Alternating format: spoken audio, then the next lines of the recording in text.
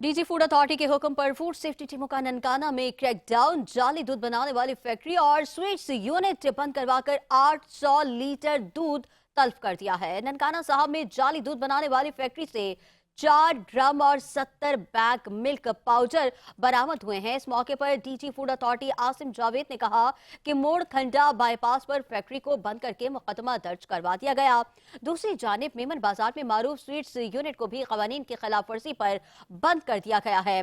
मुझे सेहत पाउडर और ममनुआ अज्जा की मिलावट से जाली दूध तैयार किया जा रहा था। मौके पर किए गए टेस्ट नाकिस पाए जाने पर दूध को तल्फ कर दिया गया। स्वीट्स यूनिट में मौजूद मुलाजमीन का मेडिकल अदम मौजूद, हशरात की भरमार, सफाई के नाकिस इंतजामात, इंतहाई गंदे वॉशिंग एरिया में खुली नालियां, गंदे फ्रीजर और सिगरेट की बाकियात मौजूद पाई गईं।